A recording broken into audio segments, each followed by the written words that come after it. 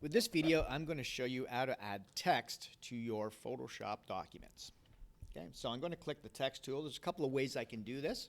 I'll click the text tool, and one way I can do it is to create a text box, and that's similar to what you would do in Word or PowerPoint or Google Slides or Google Docs.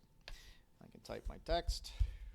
Remember always when you're working in Photoshop, after you do something in operation, hit enter or click the check mark. Okay, and there we have our text. Okay, so I'm going to get rid of that, and I'm going to show you the other way to do it, and that is by clicking the text tool, and rather than click a text box, I'm just going to click a cursor. Okay, so now I have a cursor set up here. It's when I type my text and click the check mark, and you'll notice that that text is now a layer unto itself without the box around it. And that can be advantageous if you want to do something with this text, like shape it or do something like that.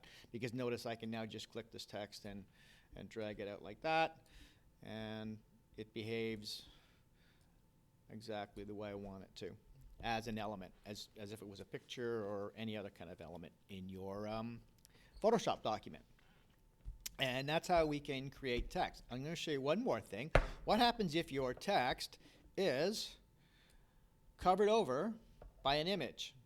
Okay, so I notice if I move this image, I can see there's our text behind it. Okay, so how do I get that text in front of that that picture? I'm going to go over to my layer list over here, and I'm going to click the text layer, and I'm going to just drag that on top of the picture layer, and you can see there it is on top. Okay, so this layer list is very important. It's how these things can be seen.